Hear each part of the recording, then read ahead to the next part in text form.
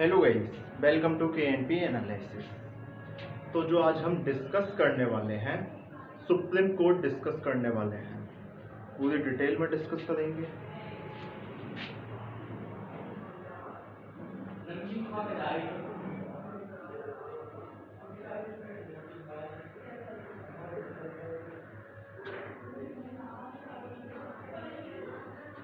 Supreme court discuss करने वाले हैं पार्ट 5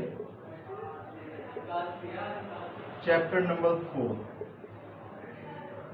देखो पार्ट 5 में क्या है, यूनियन। चैप्टर नंबर 4 में क्या है, जुडिशियरी। तो ये जो सुप्रीम कोर्ट है ये किसका हिस्सा है, जुडिशियरी का। ये किसका हिस्सा है, जुडिशियरी का। समझ लो पार्ट 5 में क्या है, यूनियन, और चैप्टर नंबर 4 में क्या है, जुडिशियरी। जुडिशियरी, ठीक है। सबसे पहले अगर मैं आपको इसके आर्टिकल्स नंबर बता दूं कि इसमें कहां से कौन कौन से आर्टिकल आते हैं, तो इसमें जो आर्टिकल नंबर आते हैं, आर्टिकल नंबर 124 से आर्टिकल नंबर 124 से 147 तक, आर्टिकल नंबर 124 से 147 तक जो डील करते हैं वो सुप्रीम कोर्ट के बारे में आर्टिकल होते हैं। जैसे कि सुप्रीम कोर्ट का जज कौन होगा, सुप्रीम कोर्ट का जज काम कैसे करेगा, सुप्रीम कोर्ट का जज कैसे बनेगा, सुप्रीम कोर्ट का जज कैसे हटेगा, सुप्रीम कोर्ट के जज की सैलरी कितनी होगी। तो ये जो सारी चीजें हैं वो आर्टिकल नंबर 124 से 147 यानी कि आर्टिकल नंबर 124 से आर्टिकल नंबर 147 तक आपको डिटेल में दे रखी हैं, ठीक है। इसके बाद बात करते हैं कि हमारी जुडिशियरी कैसे। देखो सबसे पहले मैं अगर आपको सुप्रीम कोर्ट से पहले एक डायग्राम बना के दिखाऊं कि हमारी जुडिशियरी किस वे में वर्क करती है, तो इस चीज को समझ लेते हैं, ठीक है। आप एक चीज देखो कि मान लो ये आपकी है यूनियन लेजिस्लेचर, ये क्या है आपकी यूनियन लेजिस्लेचर, ठीक है।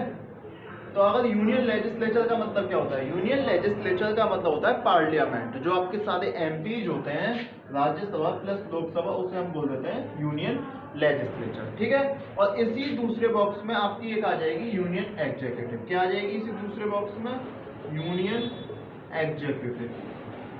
एग्जीक्यूटिव का मतलब होता है आपके COM, यानी कि जो आपकी काउंसिल ऑफ मिनिस्टर्स होती है उसे हम यूनियन एग्जीक्यूटिव बोलते हैं, ठीक है। चीजें आगे डिस्कस कर लें। अब आप एक चीज देखो, यूनियन एग्जीक्यूटिव जो है यूनियन लेजिस्लेचर में से निकली है, ठीक है। जो काउंसिल ऑफ मिनिस्टर हैं कहां से निकले हैं, आपके जो एमपीज रहेंगे, अगर आपको पता हो तो आप मिनिस्टर खाली उसे ही बना सकते हो जो आपके राज्यसभा या लोकसभा का सांसद रहा हो, यानी कि आप मिनिस्टर केवल उसे बना पाएंगे जो एमपी है, यानी कि जो लेजिस्लेचर का हिस्सा है, ठीक है। वो आएगा आपका यूनियन एग्जीक्यूटिव में, है ना। लेकिन अब इसके अगर मैं दूसरे एस्पेक्ट की बात करूं, जुडिशियरी, इसके मैं दूसरे एस्पेक्ट की बात करूं तो जुडिशियरी। आप एक चीज देखो, जुडिशियरी में कोई ऐसा रोल है कि भाई यही बनेगा, कि मतलब इसमें से होना चाहिए यही बनेगा, ऐसा रोल नहीं है। क्वालिफिकेशंस है वहां पे, क्या है, क्वालिफिकेशंस, ठीक है। क्वालिफिकेशन अलग चीज होती है। अगर आपसे मैं COM की क्वालिफिकेशन पूछूं कि भाई ऐसी कोई क्वालिफिकेशन बता दो जो मतलब पार्लियामेंट में नहीं है, तो ऐसी कोई क्वालिफिकेशन नहीं है। ऐसा तो नहीं है कि आपका मंत्री एजुकेशन मिनिस्टर जो बनेगा वो उतना ही बनेगा कि भाई 12वीं पढ़ाओ, लेकिन जुडिशियरी में आपके लिए क्वालिफिकेशंस हैं, आपके लिए एक डिग्री होना अनिवार्य है, आपके लिए वो दे देती है कि आपको यहाँ पे प्रैक्टिस करनी है, वो अभी हम पढ़ लेंगे सारी कंडीशंस में। तो मैं आपको जो इंडिपेंडेंस बताना चाह रहा हूँ, यानी कि हमारी जो जुडिशियरी है वो इंडिपेंडेंट कैसे है, हमारी जुडिशियरी जो है वो इंडिपेंडेंट है। इंडिपेंडेंट कैसे है, यहाँ पे मैंने आपको बताई एक यूनियन सरकार, यानी कि सरकार इन द सेंटर, ठीक है, गवर्नमेंट इन द सेंटर। यहाँ पे ही आप दूसरा डिब्बा बना लीजिएगा, स्टेट लेजिस्लेचर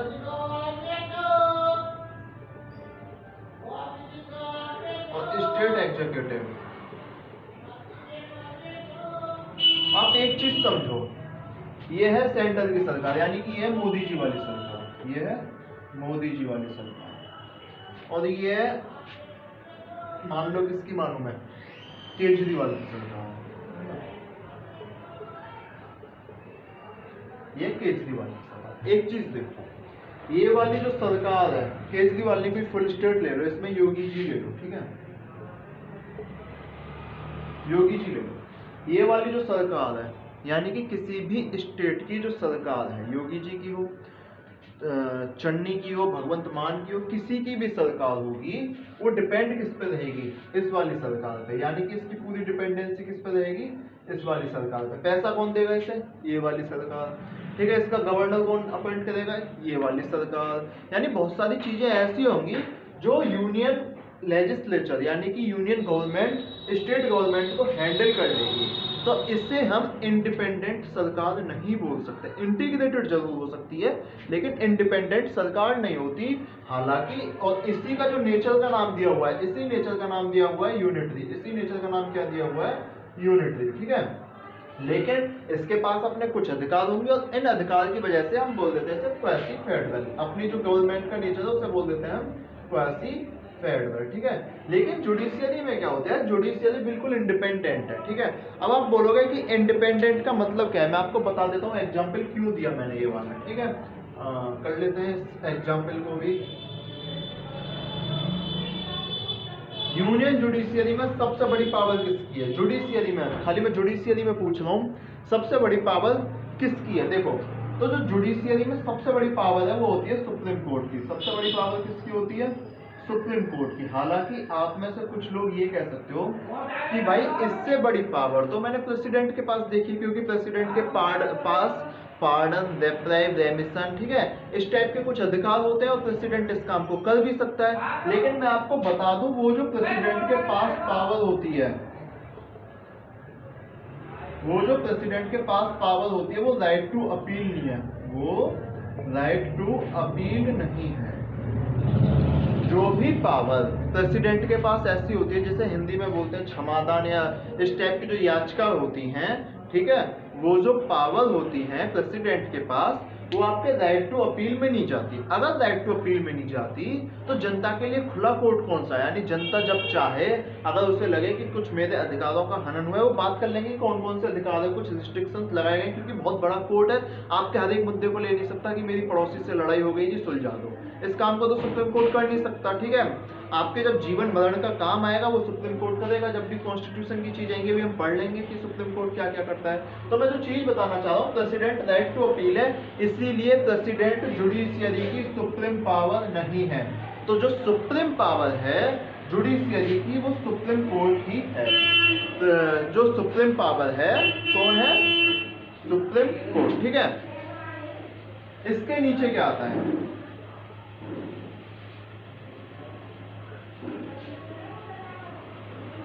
हाई कोर्ट आता है। सुप्रीम कोर्ट के नीचे हाई कोर्ट आता है कि नहीं आता। अब आप एक चीज समझो, सुप्रीम कोर्ट हाई कोर्ट पर किसी का ऑर्डर नहीं चला सकता। दोनों के पास अपने अपने ओरिजिनल एक्सक्लूसिव पावर्स होती हैं। ओरिजिनल पावर्स होती हैं, एक्सक्लूसिव पावर। ओरिजिनल पावर का मतलब कि आप सीधे सुप्रीम कोर्ट में जा सकते हैं, सीधे हाई कोर्ट में जा सकते हैं, और ये पावर खाली एक मतलब सीधे जाके आप इनमें केस कर सकते हैं और इस केस को सुन सकते हैं। एक्सक्लूसिव पावर का मतलब क्या होता है कि वो पावर जो खाली सुप्रीम कोर्ट के ही पास है, तो उसे बोलेंगे exclusive power of supreme court. ये वो पावर जो खाली हाई कोर्ट के ही पास है, उसे बोल देते हैं हम exclusive power of high court. Exclusive power of high court, ठीक है। पहले स्ट्रक्चर समझ लो एक बार जो मैं समझाऊं, है ना। अब लेकिन इसके बाद मैं क्या बोल रहा था, हाई कोर्ट है इसमें। हाई कोर्ट के भी फिर नीचे कौन कौन से कोर्ट आते हैं, डिस्ट्रिक्ट कोर्ट आता है हाई कोर्ट के नीचे, डिस्ट्रिक्ट कोर्ट।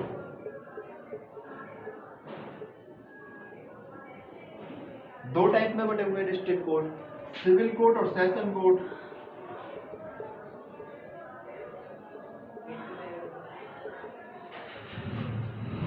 तो अब आप एक चीज देखिएगा, सुप्रीम कोर्ट और हाई कोर्ट ये आपस में सारे इंडिपेंडेंट है। क्यों, क्योंकि ये अपने फैसले खुद ले सकते हैं। इनको फैसले के लिए सुप्रीम कोर्ट के चीफ जस्टिस की अनुमति नहीं चाहिए। लेकिन स्टेट गवर्नमेंट अगर मान लो अपना कोई लॉ बनाए, वो जब गवर्नमेंट को पास करने के लिए भेजे, तो हो सकता है कि गवर्नमेंट उसे प्रेसिडेंट के पास भेज दे। यानी कि लॉ में भी कोई उन्हें ऐसी चीज चाहिए कि जो स्टेट गवर्नमेंट कहीं ना कहीं सेंटर पर डिपेंड हो जाए। लेकिन इसमें क्या है, हाई कोर्ट अपना फैसला खुद लेगा, डिस्ट्रिक्ट कोर्ट अपना फैसला खुद लेगा, सिविल कोर्ट अपना फैसला खुद लेगा, सेशन कोर्ट अपना फैसला खुद लेगा। यानी कि ये लोग अपने फैसले खुद लेंगे। लेकिन अगर ये हो गया इसका एक इंडिपेंडेंट का एग्जाम्पल। ये किसका एग्जाम्पल हुआ जो मैंने दिया अभी,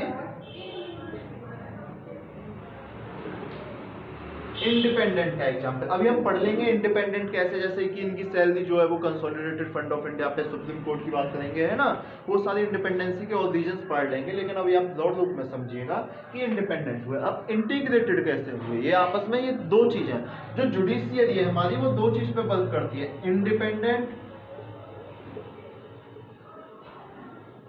plus integrated, independent plus integrated. अब देखो इंडिपेंडेंट का मतलब क्या है, कभी ऐसा हो सकता है क्या स्टेट गवर्नमेंट तो गिर जाती है, वहां पे सेंटर अपनी पोजीशन हासिल कर लेता है, कभी ऐसा हो सकता है कि हाई कोर्ट गिर जाए, बिल्डिंग की बात नहीं करता, हाई कोर्ट के बेंच की बात कर रहा हूँ, है ना, बिल्डिंग गिर सकती है, ठीक है, हाई कोर्ट गिर जाए, हाई कोर्ट की जो सारी पावर है वो सुप्रीम कोर्ट पर चली जाए, कभी ऐसा हो सकता है। इमरजेंसी में भी ऐसा नहीं होता, इमरजेंसी में भी हाई कोर्ट की पावर हाई कोर्ट के पास रहती है, सुप्रीम कोर्ट की पावर सुप्रीम कोर्ट के पास रहती है। किसका एग्जांपल था, इंडिपेंडेंट का। अब इंटीग्रेटेड का एग्जांपल समझ लो, मान लीजिए कि हाई कोर्ट ने आपको क्या दे दी, डेथ पेनल्टी, हाई कोर्ट ने क्या दे दी, डेथ पेनल्टी यानी कि मृत्यु दंड, ठीक है, अब तो मरोगे मरोगे, फांसी की सजा।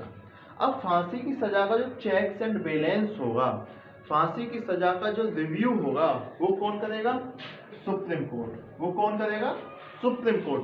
यानी कि एक दूसरे पर ये नजर भी बनाए रखें, अगर तुम कुछ गलत करते हो तो जो आपसे का बड़ा कोर्ट है वो आप पे तुरंत नजर बनाए रखा हुआ है और वो तुरंत उस केस को अपने हाथ में ले लेगा, ठीक है, इसे क्या बोलते हैं हम। और ये जो चीजें मैं बता रहा हूँ अपने हाथ में कैसे लेगा, ये रिट्स के द्वारा होती हैं, habeas corpus, mandamus, salutary, equivalent, ये सारी रिट अभी हम पढ़ लेंगे, ठीक है।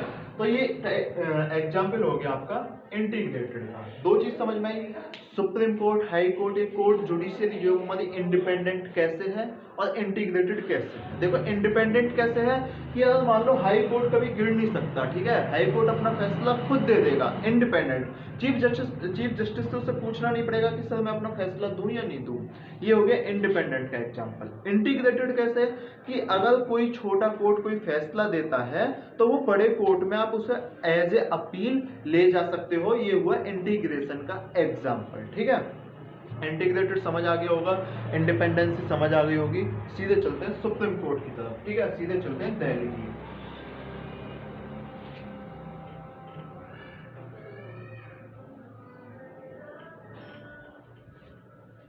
हाँ जी, लाइन टू लाइन डिस्कस करेंगे सुप्रीम कोर्ट।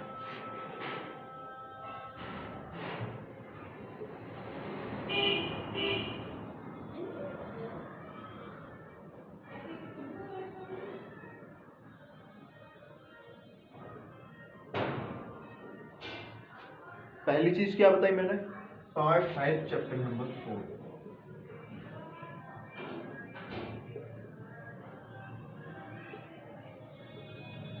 दूसरी चीज क्या बताई,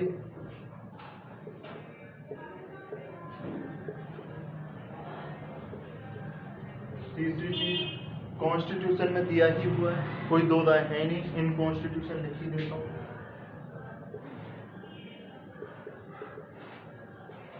ये तो मैंने ना बेवकूफी वाली चीज लिखी है, इन कॉन्स्टिट्यूशन। भाई जब मैं अगर पार्ट 5 चैप्टर 4 की बात कर रहा हूँ तो किस चीज के पार्ट 5 चैप्टर 4 है, कॉमन सी बात है, ऑफ इंडियन कॉन्स्टिट्यूशन।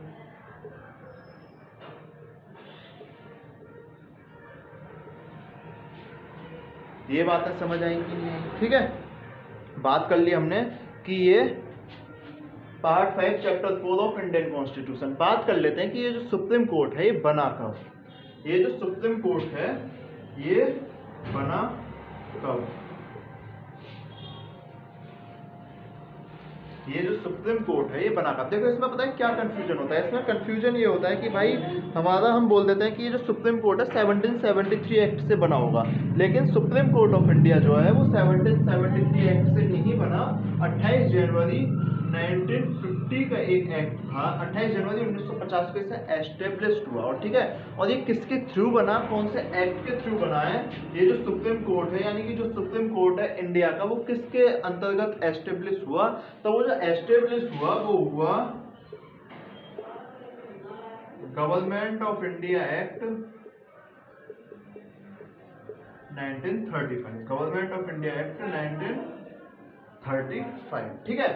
अब आप एक चीज बोलो, जैसा मैं अभी बोल रहा था कि भाई आपने एक 1773 जो एक्ट पढ़ा होगा, रेगुलेशन एक्ट जो पढ़ा होगा, रेगुलेशन तो चार्टर एक्ट था है ना, 1773 एक्ट जो था उसमें हमने पढ़ा था एस्टेब्लिशमेंट ऑफ सुप्रीम कोर्ट। आप बोल सकते हो भाई सुप्रीम कोर्ट तो वहां पे एस्टेब्लिश हो गया था, ब्रिटिश इंडिया का एस्टेब्लिश हुआ था, कलकत्ता के लिए एस्टेब्लिश हुआ था, कलकत्ता में एस्टेब्लिश हुआ था, ठीक है वो। लेकिन जो हमारा सुप्रीम कोर्ट है उसने ब्रिटिश प्राइवी काउंसिल, एक काउंसिल होती थी वहां सबसे बड़ी ब्रिटिश के टाइम पे 1947 से पहले, ब्रिटिश प्राइवी काउंसिल को क्या कर दिया इसने, खत्म कर दिया, एबंडेड, ठीक है। ब्रिटिश प्राइवी काउंसिल को क्या कर दिया इसने, खत्म कर दिया, है ना। अब जब ये ब्रिटिश प्राइवी काउंसिल का मतलब क्या था कि अगर आपका कोई केस हो जाए तो उस केस को बड़े लेवल पे जो संभालेगा वो ब्रिटिश प्राइवी काउंसिल होगी। सबसे लास्ट स्टेज पे कौन होगा, ब्रिटिश प्राइवी काउंसिल। तो अब हम जो सबसे लास्ट स्टेज पे मानते हैं वो किसे मानते हैं, सुप्रीम कोर्ट को, है ना, समझे। यानी कि सुप्रीम कोर्ट एस्टेब्लिश कब हुआ, 28 जनवरी 1950 को। किस एक्ट के अंतर्गत हुआ, गवर्नमेंट ऑफ इंडिया एक्ट 1935। 7073 आपको यहाँ पे टिक नहीं करना है, और ये कंफ्यूजन के लिए हमेशा आता है। मैं एक और चीज बताता हूँ, सुप्रीम कोर्ट ऑफ इंडिया की बात कर रहे हैं हम, सुप्रीम कोर्ट ऑफ इंडिया की बात कर रहे हैं, इसके अलावा किसी भी कोर्ट की बात नहीं करेंगे, खाली सुप्रीम कोर्ट की बात करने वाले हैं, ठीक है। ये सारी चीजें समझ आ गई होंगी, है ना। अब सुप्रीम कोर्ट में कौन कौन होते हैं, सुप्रीम कोर्ट में होते कौन कौन है, तो सुप्रीम कोर्ट में दो मेन चीज होती है, एक तो chief justice of India. Chief justice of India का क्या मतलब होता है, चीफ जस्टिस ऑफ इंडिया का मतलब होता है कि जो सुप्रीम कोर्ट का, अगर मैं देसी भाषा में बोलूं, कि जो सुप्रीम कोर्ट का सबसे बड़ा जज होगा उसे हम चीफ जस्टिस ऑफ इंडिया बोल देते हैं। एंड बाकी कौन होते हैं फिर, बाकी प्लस सुप्रीम कोर्ट जजेस, प्लस सुप्रीम कोर्ट जजेस। देखो ये जो चीफ जस्टिस है ना, ये भी सुप्रीम कोर्ट का जज है, ठीक है। बस ये ऐसे आप एग्जाम्पल ले लीजिए, जो प्रिंसिपल है वो स्कूल में टीचर है, लेकिन प्रिंसिपल के पास कुछ एक्स्ट्रा पावर्स होती हैं तो उसका नाम प्रिंसिपल दे दिया जाता है। इसी यहाँ पे प्रिंसिपल की जगह नाम क्या कर दिया उसका, चीफ जस्टिस। लेकिन इंडिया के मामले में बात करते हैं तो इसीलिए इसका नाम कर दिया गया चीफ जस्टिस ऑफ इंडिया। लेकिन अगर आप किसी हाई कोर्ट की बात करोगे तो वहां पर हमेशा लिखते हैं chief justice of high court, of India की जगह क्या लिख देते हैं, ऑफ हाई कोर्ट। इंडिया का सीधा सीधा मतलब है कि हम सुप्रीम कोर्ट के चीफ जस्टिस की बात कर रहे हैं, ठीक है। ये चीज मेरे हिसाब से आपको समझ आ गई होंगी कि हमने क्या क्या बात की। इसमें मैंने आपको बता दी chief justice of India plus supreme court जजेस होते हैं। इस समय कितने जज हैं, इस समय कितने जज हैं, आप बताओ कि सुप्रीम कोर्ट ऑफ इंडिया में इस समय कितने जज शामिल होंगे, ठीक है। तो इस समय जो जज शामिल हैं सुप्रीम कोर्ट ऑफ इंडिया में, वो जज जो शामिल हैं वो है 31, वो जज शामिल हैं इसमें 31 जजेस। वन तो चीफ जस्टिस हो ही गया, वन तो चीफ जस्टिस हो गया, प्लस 30 कौन बचे, सुप्रीम कोर्ट जज। 30 कौन बचे, सुप्रीम कोर्ट जज, ठीक है। 31 जजेस तक यहां तक बात समझ में आई। एक और चीज अब यहीं पे नोट कर लीजिएगा,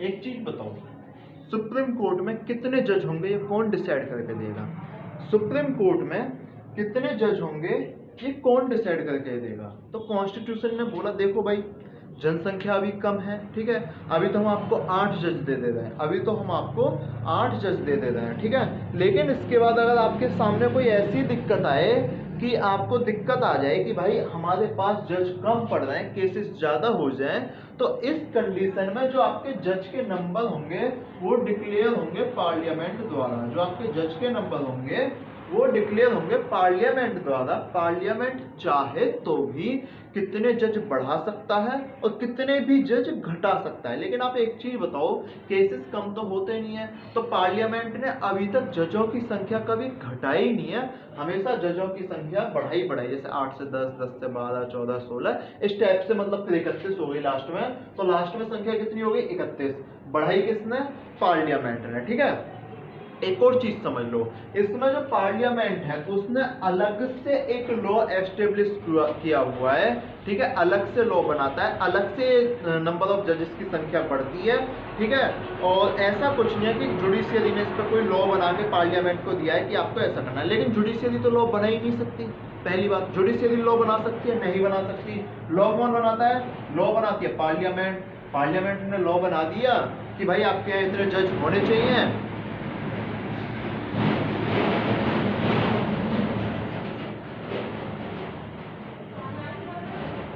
हो गया, आपके यहाँ इतने जज होने चाहिए और वो इतने जज हो जाते हैं, ठीक है। ये चीजें आपको समझ आ गई होंगी कि जो जज है वो डिक्लेयर किसके द्वारा किए जाते हैं? नंबर ऑफ जजेस पार्लियामेंट के द्वारा, ठीक। यहाँ तक कोई दिक्कत हो तो बताओ, यहाँ तक कोई दिक्कत हो तो बताओ। आगे डिस्कस कर लेते हैं थोड़ा सा।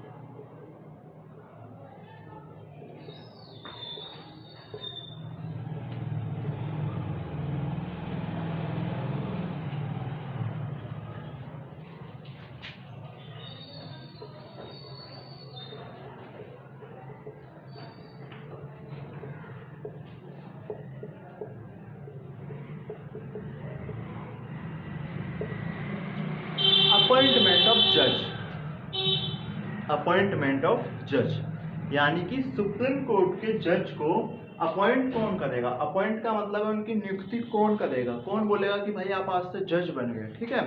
बहुत कौन मतलब एक क्या बोलूं इसमें कि बहुत ही बड़ा टॉपिक है, क्रिटिकल टॉपिक है, ठीक है। आराम से समझिएगा, बहुत प्यार मोहब्बत से समझेंगे, ठीक है। अगर अभी तक आपने KNP एनालिसिस को सब्सक्राइब नहीं किया है तो KNP एनालिसिस को सब्सक्राइब कर देना, वीडियो को लाइक कमेंट शेयर कर देना और अपना फीडबैक जरूर दे देना, ठीक है, कमेंट बॉक्स में जहां भी आप फीडबैक देना चाहें। टेलीग्राम चैनल पे आप जुड़ जाइएगा, वहां पे आपको क्विज मिलती रहेंगी, हालांकि 2-3 दिन से आई नहीं है पिछले से, लेकिन आ जाएंगी वो, ठीक है। तो क्या बात कर रहे थे? अपॉइंटमेंट ऑफ जजेस अपॉइंटेड बाय प्रेसिडेंट। ये जो जज होते हैं सुप्रीम कोर्ट के, किसके द्वारा अपॉइंट किए जाते हैं? प्रेसिडेंट के द्वारा। अब देखो सुप्रीम कोर्ट में कौन कौन से जज अपॉइंट किए जाएंगे? सुप्रीम कोर्ट में 2 टाइप के जज अपॉइंट किए जाएंगे। सुप्रीम कोर्ट में जो जजेस होंगे वो 2 टाइप के अपॉइंट किए जाएंगे। जो पहला जज होगा वो तो होगा आपका चीफ जस्टिस ऑफ इंडिया।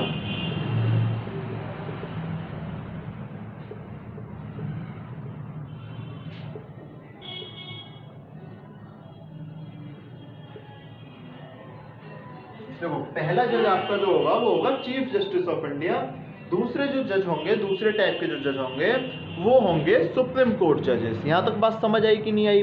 अगर आपके पास 2 टाइप के जजेस हैं, अगर आपके पास 2 टाइप के जजेस हैं तो जो चीफ जस्टिस ऑफ इंडिया को अपॉइंट करेंगे, जो चीफ जस्टिस ऑफ इंडिया को अपॉइंट करेंगे, समझ लो इस चीज को, जो चीफ जस्टिस ऑफ इंडिया को अपॉइंट करेंगे वो अपॉइंट करेंगे प्रेसिडेंट, वो अपॉइंट करेंगे चीफ जस्टिस ऑफ इंडिया को प्रेसिडेंट। कौन अपॉइंट करेंगे?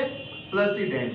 अब देखो प्रेसिडेंट अकेले तो जानते नहीं कुछ भी चीज को, वो 2 लोगों से सलाह लेंगे। एक से सलाह जो आपको स्पेशली दी हुई है कॉन्स्टिट्यूशन में साफ साफ कि इससे सलाह लेनी है, एक सलाह ऐसी है जो आपको दी नहीं हुई लेकिन वो समझने वाली सलाह है। 2 लोगों से सलाह लेंगे। अगर देखो एक प्रेसिडेंट है तो प्रेसिडेंट हमेशा, हमने आर्टिकल नंबर 75 में भी पढ़ा है कि प्रेसिडेंट जो है वो COM यानी कि काउंसिल ऑफ मिनिस्टर के फैसले पे बाइंड होता है। यानी कि अब जिसका नाम काउंसिल ऑफ मिनिस्टर देगी प्रेसिडेंट उसको ही chief justice of India appoint करेंगे। इसके अलावा वो सुप्रीम कोर्ट या हाई कोर्ट जैसे भी जजेस, सुप्रीम कोर्ट जजेस स्पेशली इसमें आता है, या किसी भी जज से जैसा वो जरूरी समझें, सुप्रीम कोर्ट हाई कोर्ट के जजेस से प्रेसिडेंट जैसा वो जरूरी समझें उनसे क्या कर लेंगे? कंसल्टेशन कर लेंगे। उनसे क्या कर लेंगे? वो कंसल्टेशन कर लेंगे। कंसल्टेशन का मतलब क्या होता है? उनसे सलाह मशवरा लेंगे, उनसे पूछ लेंगे भाई ये जज पागल तो नहीं है। एक चीज मान लो, अगर कोई पहले से जज है उसको आपको चीफ जस्टिस ऑफ इंडिया बनाना है, यानी कि सुप्रीम कोर्ट का चीफ जज बनाना है, तो हो सकता है साथ वाले जज से पूछ लें। ऐसा तो नहीं है कि जज बन जाए तो पूरे ईगो में आ जाए, ऐसा तो नहीं है कि मिसबिहेवियर हो, ऐसा तो नहीं है कि इस पर जज के फैसले दिए ही ना जाते हों, तो वो लोग जो उनकी एक एक्चुअल मतलब एक बिहेवियर है वो प्रेसिडेंट को पता पड़ जाएगा। ठीक है, तो हालांकि ये जो कंसल्टेशन होती है ये बाइंडिंग नहीं होती, ये जो कंसल्टेशन होती है नॉट बाइंडिंग, लिख लो इस चीज को भी। ये जो कंसल्टेशन होती है वो बाइंडिंग नहीं होती। अब समझ लो एक शॉर्ट में कि जो चीफ जस्टिस ऑफ इंडिया उसे अपॉइंट कौन करेगा, प्रेसिडेंट साहब अपॉइंट करेंगे उसे। ठीक है, सीएम की तो एडवाइस लेते ही लेते हैं, सीएम के बिना तो वो कुछ काम करते ही नहीं। लेकिन इसके एडिशनल में यानी कि इसके साथ साथ वो जो एडवाइस लेंगे किसी भी सुप्रीम कोर्ट के जज की, किसी भी, है ना, हाई कोर्ट के किसी भी जज की, जज हो चीफ जज हो कोई मतलब नहीं है, किसी भी जज की वो सलाह ले सकते हैं as he may deems necessary, यानी कि उनको जब लगे कि मुझे आवश्यकता है कि मुझे सलाह लेनी चाहिए, सलाह ले सकते हैं, वरना कहेंगे कि भैया आप लो, आपको मैंने चीफ जस्टिस ऑफ इंडिया बना दिया है। ठीक है, एक चीज मैं आपको बता दूं, जो प्रेसिडेंट है वो इनकी सलाह क्यों लेना चाह रहा है। मैंने बोला कि भाई बाइंडिंग भी नहीं है, बोला निश्चित रूप से बाइंडिंग नहीं है। ठीक है, आप बोलोगे यार सलाह लेके क्या कर लिया इसने, जब बाइंडिंग है ही नहीं, इसका मन ही है पूरा पूरा एक इज्जत रखने वाली बात हो सकती है या तो ये है ना, लेकिन इज्जत रखने वाली बात नहीं। आप एक चीज समझो, जो चीफ जस्टिस ऑफ इंडिया बनने वाला है उसके अंडर ये सारे लोग काम करने वाले हैं जिनसे प्रेसिडेंट सलाह ले रहा है, उसके अंडर ये सारे लोग काम करने वाले हैं जिनसे प्रेसिडेंट ने सलाह ली है। तो भाई अगर आप किसी को मुखिया नियुक्त कर रहे हो, मान लो अगर आप नेता भी चुनते हो तो जनता से तो पूछते हो ना। अगर मैं सुप्रीम कोर्ट के जजेस को जनता मान लूं, जैसे नेता मान लूं चीफ जस्टिस को, तो जनता से तो पूछा जाएगा कि नहीं पूछा जाएगा। ठीक है, पूछा जाना चाहिए कि नहीं पूछा जाना चाहिए, बताओ। पूछा जाएगा, निश्चित रूप से पूछा जाएगा। ये चीजें आपको समझ आई होंगी। अब बात कर लेते हैं हम सुप्रीम कोर्ट जजेस की, जिसपे बहुत सारा लफड़ा भी हुआ। ठीक है, इसके लिए 3 जज केस बहुत ज्यादा फेमस हैं और जिनका नाम है फर्स्ट जज केस, सेकंड जज केस एंड थर्ड जज केस। ठीक है, इसे डिस्कस करते हैं एकदम अलग से न्यू टॉपिक के साथ कि सुप्रीम कोर्ट जजेस का अपॉइंटमेंट कैसे होता है। इस चीज को हम क्या करने वाले हैं, डिस्कस करने वाले हैं। ठीक है, आपने लाइफ में कोई डिसीजन तो लिया होगा ना। एक 2-3 दिन पहले एक मूवी देख रहा था, जर्सी मूवी का नाम था जर्सी मूवी। ठीक है, डिसीजन ये लेना था कि क्रिकेट के ऊपर है कि या तो क्रिकेट को छोड़ दो या मुझे छोड़ दो। क्या क्या होगा उसमें सोचो, अगर मूवी नहीं देखी है तो, देखी है तो पता ही है।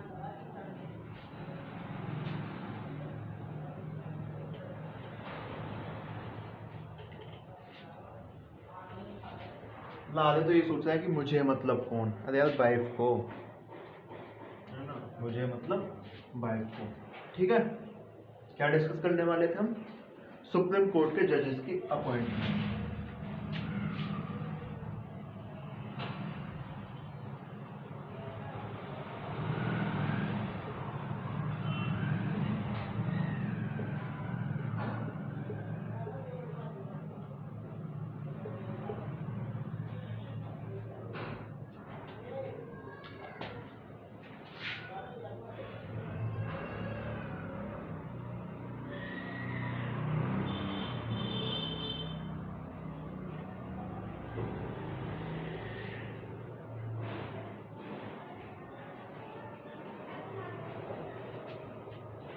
तो वो 4 डिब्बे बना दो यार, रुक जाओ सही। 4 ही लोग व्यूज देख रहे हैं, हद होती है, हद की भी हद की भी हद है। सब्सक्राइब कर लो भाई, क्यों टाइम वेस्ट कर दो यार। टाइम वेस्ट मतलब सब्सक्राइब ना करके टाइम वेस्ट कर दो, ये मत सोचना कि यहाँ पे आके टाइम वेस्ट कर दो, है ना।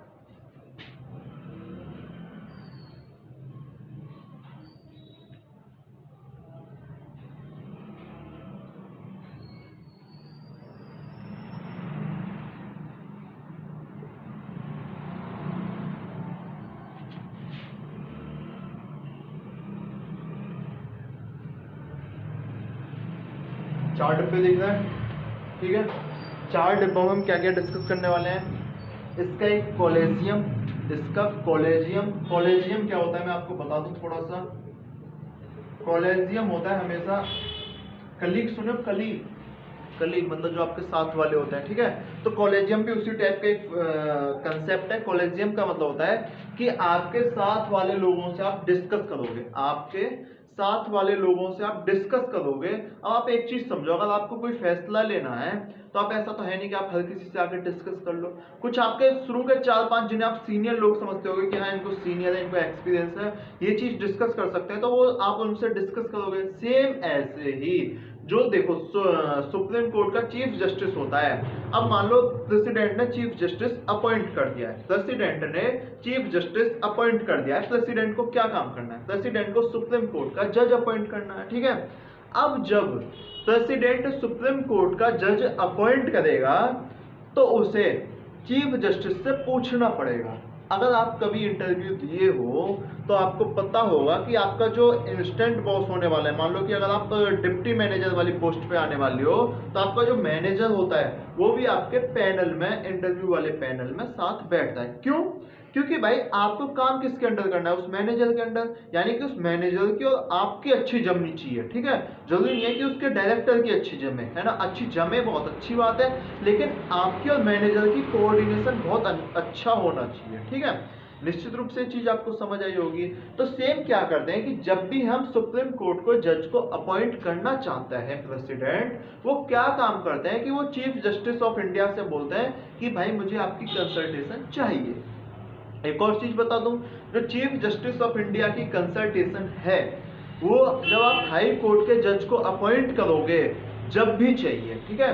जब आप हाई कोर्ट के जज को अपॉइंट करोगे जब भी चाहिए, तो क्या मतलब हुआ इसका? इसका सीधा सीधा मतलब ये हुआ कि जो चीफ जस्टिस ऑफ इंडिया है उसकी थोड़ी सी ब्रॉड पावर है। और मैं इसीलिए बोल रहा था कि Chief justice of India same as a principal है जिसके पास कुछ एक्स्ट्रा पावर्स होती हैं। अभी हम इन्हीं एक्स्ट्रा पावर्स को डिस्कस कर लेंगे कि कौन कौन सी एक्स्ट्रा पावर होती हैं। तो सबसे पहले क्या चल रहा था, 1977 तक क्या होता था कि आपको जो भी जज अपॉइंट करना है, ठीक है। मैं सबसे पहले आपको थोड़ी सी इसमें चीज बता दूं कि जजेस के क्वालिफिकेशन क्या होती है, सुप्रीम कोर्ट के जज बनने की क्वालिफिकेशन क्या होती है। तो जो सबसे पहली क्वालिफिकेशन होती है, सबसे पहली क्वालिफिकेशन जो होती है क्या होती है?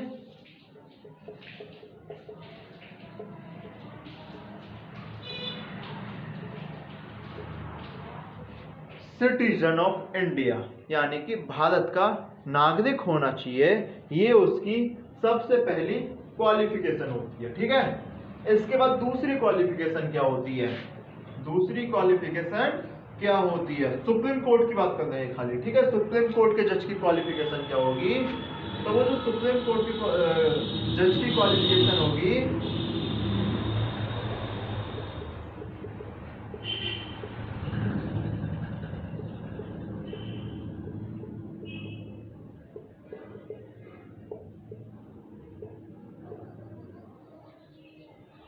याद, एक तो सिटीजन ऑफ इंडिया होना चाहिए, इसके बाद वो पिछले 5 साल से हाई कोर्ट में जज होना चाहिए। मजे की बात सुन लो, हाई कोर्ट में जज होना चाहिए। जरूरी नहीं है कि किसी एक हाई कोर्ट में हो। वो मान लो उसने 5 साल में 2 साल किसी एक हाई कोर्ट में रहा, फिर 2 साल किसी में रहा, 1 साल किसी में रहा, यानी कि हाई कोर्ट में जज होना चाहिए। या तो एक हाई कोर्ट में रहा हो या एक से ज्यादा हाई कोर्ट में रहा हो। क्या होना चाहिए? जज होना चाहिए। या तो एक हाई कोर्ट में रहा हो या एक से ज्यादा हाई कोर्ट में रहा हो। रहा किस में हो? हाई कोर्ट में ही रहा हो। एक और चीज समझ लो यहाँ पे जो आपको लक्ष्मीकांत में नहीं दी हुई, या वो जो जज रहा हो हाई कोर्ट में, जो जज रहा हो वो अगर हाई कोर्ट में जज नहीं है और मान लो कोई अलग कोर्ट है आपका, जैसे ट्रिब्यूनल्स होते हैं जिसकी पावर हाई कोर्ट के बराबर है, जिसकी पावर हाई कोर्ट के बराबर है, तो उसे भी आप जज, सुप्रीम कोर्ट का जज बना सकते हो। समझो दोबारा से, मान लो कोई ट्रिब्यूनल है और पार्लियामेंट ने बोल दिया है कि इसकी पावर जितनी हाई कोर्ट की पावर है उतनी ही पावर होगी, ठीक है। हमने क्या बोला कि जो जज होगा वो हाई कोर्ट में जज रहना चाहिए, जो सुप्रीम कोर्ट का जज होगा 5 साल से। अब मान लो पिछले 5 साल से किसी ट्रिब्यूनल में जज है, उसी ट्रिब्यूनल में जिसकी पावर हाई कोर्ट के बराबर है, तो सेम चीज हो गई ना, हाई कोर्ट या ट्रिब्यूनल, पावर तो दोनों की सेम है, तो उसे आप क्या बना सकते हो? सुप्रीम कोर्ट का जज। अब मान लो ये देखो, ये जो कंडीशन थी इसके बाद थी एंड, इसके बाद था एंड अब यहाँ पे क्या लगाएंगे हम, और। अब मान लो वो जज तो बने नहीं, इतने होशियार नहीं थे, इतनी उनकी अच्छी पावर नहीं थी कि जज बन जाए, है ना, होशियार तो नहीं बोलूंगा यार, ठीक है। अब उन्होंने क्या करा कि वो वकील बन गए, क्या करा कि वो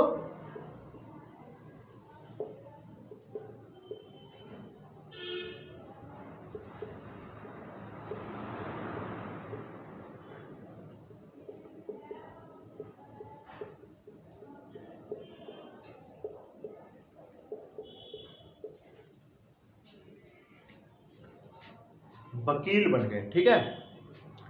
क्या करा कि अब वो वकील बन गए, और वकील बने कहां पे, हाई कोर्ट में। वकील कहां बने, हाई कोर्ट में। तो वो भी सुप्रीम कोर्ट के जज बन सकते हैं। शर्त क्या है वकील साहब की, कि वकील साहब जो हैं वो पिछले लगातार 10 साल से हाई कोर्ट में वकील होने चाहिए, चाहे एक हाई कोर्ट में हो, चाहे किसी भी हाई कोर्ट में रहे हो, कितने भी हाई कोर्ट में रहे हो, लेकिन लगातार वकील रहे होने चाहिए। अब वकील होने का मतलब ये नहीं होता कि खाली जाओ और वहां चाय पी के आ जाओ, ठीक है। वकील होने का मतलब ये नहीं है। वकील होने का मतलब ये है कि आप पिछले 10 साल से किसी ना किसी हाई कोर्ट में अपनी फाइल्स, एफिडेविट या जो भी आपके मतलब लीगल प्रोसेस होता है उसमें आप हिस्सा ले रहे हो, आपके पास केसेस हों, ठीक है। जब माना जाएगा कि आप हाई कोर्ट में सक्सेशन में थे। सक्सेशन का मतलब मैं क्या बता दूं, या तो आप एक हाई कोर्ट में रहे हो 10 साल वकील, या आप 2 हाई कोर्ट में 5-5 साल रहे हो, या आप एक काम कराओ, आपने 3 हाई कोर्ट है, पहले में 5 साल रहे, दूसरे में 2 साल और तीसरे में 3 साल, मतलब 10 साल रहने चाहिए। टोटल हाई कोर्ट कितने नंबर भी हो सकते हैं, या तो एक हो या फिर बहुत सारे ज्यादा हो, लेकिन होने चाहिए वो 10 ईयर, ठीक है। समझे इस चीज को, नहीं समझे?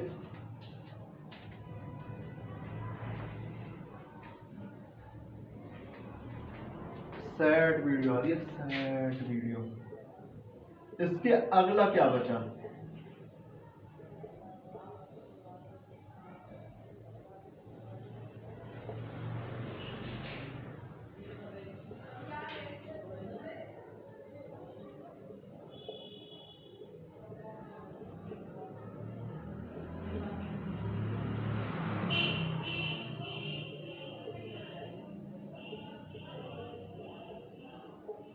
लास्ट क्या बचता है। अब मान लो आप सिटीजन ऑफ इंडिया थे, बस ना तो आप हाई कोर्ट के जज रहे, ना आप हाई कोर्ट के वकील रहे, लेकिन आप यूपीएससी की तैयारी कर रहे थे, ठीक है, या किसी भी पेपर की आप एग्जाम की तैयारी कर रहे थे। आप इतने खासे अच्छे विधि के ज्ञाता बन गए हो कि आपको लगता है, लॉ के विधि मतलब लॉ के ज्ञाता बन गए हो कि आपको लगता है कि मेरे पे लॉ आता है, और आपका जो प्रेसिडेंट है वो है आपका दोस्त, ठीक है। वो भी यूपीएससी की तैयारी करते थे पहले, बाद में प्रेसिडेंट बन गए। अभी आप मतलब वकील तो नहीं बने, अभी आप बिजनेस चला रहे हो, ठीक है। अब क्या होगा कि प्रेसिडेंट को पता है कि भाई इस बंदे को लॉ बहुत अच्छे से आता है, प्रेसिडेंट को पता है कि इस बंदे को लॉ बहुत अच्छे से आता है, ठीक है। तो वो क्या करेगा, वो तुम्हें कॉल मिलेगा सुबह सुबह, हेलो हाँ भाई जज बनेगा सुप्रीम कोर्ट का, और तुम किसी से बोले क्यों नहीं, है ना। तो प्रेसिडेंट क्या करेगा कि आपको सुप्रीम कोर्ट का जज बना देगा, क्योंकि प्रेसिडेंट को पता है कि आपको लॉ आती है। ये प्रेसिडेंट के पास स्पेशल पावर है। एक और चीज समझ लो, अब ये काम प्रेसिडेंट तो अपने बेस पे करेगा नहीं। मैंने बार बार बोलता हूँ कि जो भी प्रेसिडेंट, मतलब मेरा प्रेसिडेंट एक चेहरा है, आपके सामने चेहरा पेश किया जाता है, इसके पीछे का जो दिमाग होता है वो काउंसिल ऑफ मिनिस्टर होते हैं। ये मेरा जो चेहरा है वो प्रेसिडेंट वाला है, लेकिन जो दिमाग है ना वो काउंसिल ऑफ मिनिस्टर वाला है, ठीक है। तो सेम वही चीज है, मैं प्रेसिडेंट नहीं यार, सुबह 4 बजे उठ के परेड कौन लेगा, है ना। तो वही सेम चीज प्रेसिडेंट के साथ होती है, दिमाग काउंसिल ऑफ मिनिस्टर का चल रहा है लेकिन नाम प्रेसिडेंट का चल रहा है। तो 4 कंडीशन हो गई सुप्रीम कोर्ट जज बनने के लिए। पहली, citizen of India, necessary condition, sufficient तो नहीं है। अब इसके बाद उसे 3 चीजें करनी पड़ेंगी, उसके बाद इसे 3 चीजें करनी पड़ेंगी, इसके बाद उसे 3 चीजें करनी पड़ेंगी। पहला, किसी भी हाई कोर्ट में या एक से ज्यादा हाई कोर्ट में लगातार पिछले 5 साल से जज हो, पिछले 5 साल से इस समय जज होना चाहिए, या किसी भी हाई कोर्ट में या पिछले किसी भी बहुत सारे हाई कोर्ट में पिछले 10 साल से वकील हो, एडवोकेट हो, या प्रेसिडेंट को लगता हो कि भाई आपको लॉ बहुत अच्छे से आता है, आप लॉ को कवर कर सकते हो, यानी कि डिस्टिंग्विश्ड पर्सन या एमिनेंट जुरिस्ट पर्सन, जैसा प्रेसिडेंट को अच्छा लगे वो आपको क्या कर सकता है, सुप्रीम कोर्ट का जज बना सकता है। सुप्रीम कोर्ट का जज आपको बना सकता है कि नहीं बना सकता, बोलो। यहाँ तक चीजें समझ आई कि नहीं आई? अपॉइंटमेंट ऑफ जजेस समझ आया कि नहीं आया?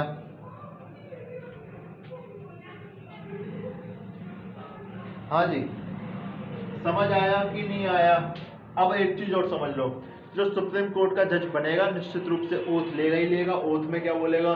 To bear truth allegiance to the constitution faith, to bear truth faith and allegiance to the constitution, to uphold the sovereignty of the India. इस टाइप की जो शपथ होती है ना, कि कॉन्स्टिट्यूशन की रक्षा करूंगा, ये सब काम करूंगा, वो काम कौन करता है?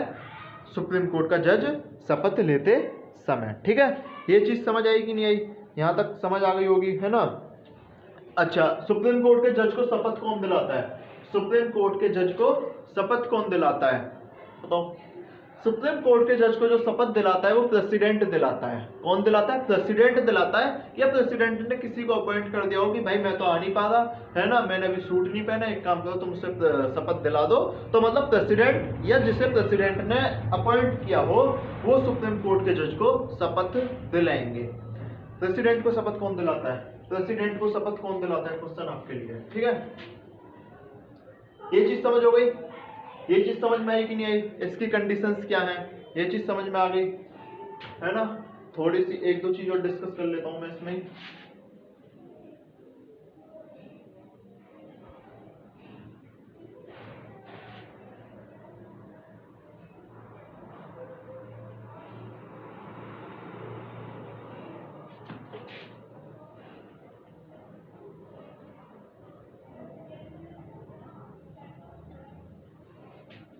चलो डिब्बे भाई, सब्सक्राइब करो केएमपी एनालिसिस को, सब्सक्राइब नहीं किया तो, ठीक है? देखो आप करते नहीं हो, पिछले 5 दिन से बोला नहीं, एक भी सब्सक्राइबर नहीं पड़ा यार। नए नए यूट्यूब चैनल वाले हैं, कर दो यार।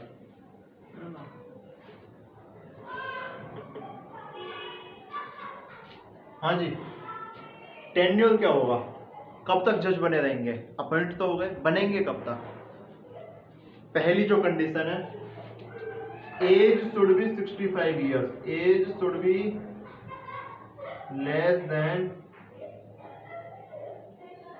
65 ईयर्स, यानी कि या तो 65 साल के कम उम्र तक है, जैसे मान लो 61 साल बने तो 65 साल पे रिटायर हो जाएंगे। दूसरी कंडीशन क्या है?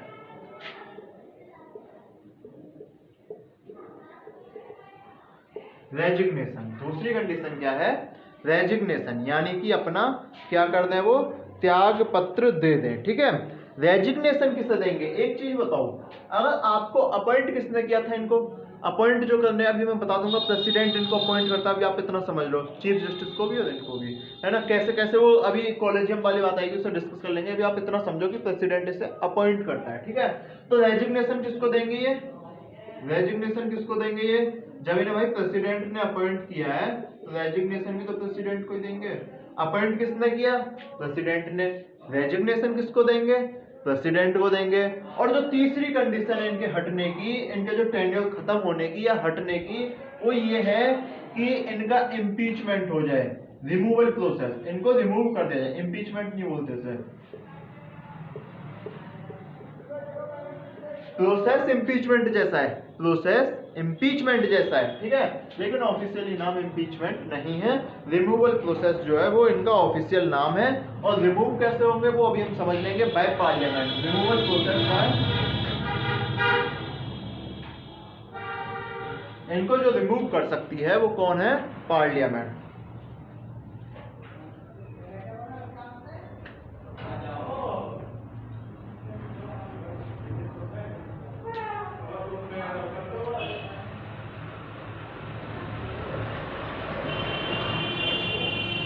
इनको जो रिमूव करती है वो कौन है? पार्लियामेंट, है ना? ये चीज समझ आएगी नहीं आई? माने यार वीडियो पूरी बनेगी भी नहीं बनेगी। चलो देखते हैं क्या होता है। ठीक है, करने क्या वाले हैं, अब करते हैं अपॉइंटमेंट की बात। ठीक है, आ जाओ आ जाओ आ जाओ आ जाओ।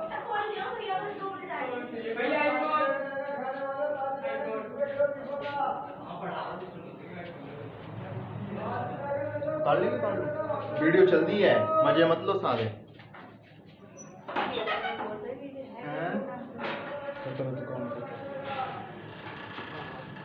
प्रणाम भाई साहब। चल रही है ना, चल रही है। हाँ जी, टॉपिक क्या था यार? अपॉइंटमेंट, ठीक है। अपॉइंटमेंट कैसे होगी उनकी? अब देखो, सबसे पहली अपॉइंटमेंट क्या थी कि घूमने चल जाओ तो बताओ कौन सा टाइम होता? चलो कहीं भी चल लो। सबसे पहली अपॉइंटमेंट क्या थी कि 1981 से पहले 1981 से पहले क्या होता था कि जिसको भी प्रेसिडेंट का मन करे वो बस चीफ जस्टिस ऑफ इंडिया से पूछता था कि भाई इसको अपॉइंट कर दें। अगर चीफ जस्टिस ऑफ इंडिया को रात को मिल गए, बोलता था हाँ सर कर दो, ठीक है। लेकिन अगर चीफ जस्टिस ऑफ इंडिया खुश नहीं होता था और वो बोलता था कि नहीं इसे अपॉइंटमेंट मत करो, लेकिन प्रेसिडेंट उसे जब भी अपॉइंट कर देता था। चीजें समझो, 1981 से पहले क्या होता था कि मान लो प्रेसिडेंट को कोई भी एक सुप्रीम कोर्ट का जज अपॉइंट करना है, चीफ जस्टिस अपॉइंट हो गया है, ठीक है। अब मान लो प्रेसिडेंट को एक सुप्रीम कोर्ट का जज अपॉइंट करना है, तो 1981 से पहले वो चीफ जस्टिस से पूछता था सुप्रीम कोर्ट के कि भाई मैं इस जज को सुप्रीम कोर्ट का जज बनाना चाह रहा हूँ, बना दूं या ना बनाऊं, ठीक है। अब मान लो देखो दो कंडीशन हो सकती है। अगर आप किसी से पूछोगे तो वो दो चीजें बोल सकता है, एक तो बोल सकता है कि भाई बना दो, एक तो बोल सकता है बना दो, एक बोल सकता है ना बनाओ। दो चीजें होंगी, एक तो बोल सकता है बना दो तो बन गया, एक ये बोल सकता है कि ना बनाओ, ठीक है।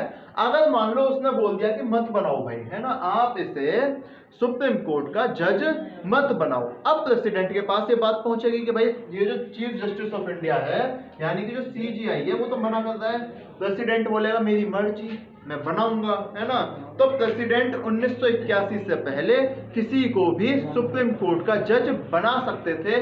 स्पेशली अब ये जो झगड़ा आया वो आया चीफ जस्टिस ऑफ इंडिया बनाने में। अब जब प्रेसिडेंट को चीफ जस्टिस ऑफ इंडिया यानी कि सीजीआई बनाना है, वहां भी प्रेसिडेंट को दिक्कत होगी, तो 1981 में एक केस आया और जिस केस का नाम था S P Gupta versus union of India.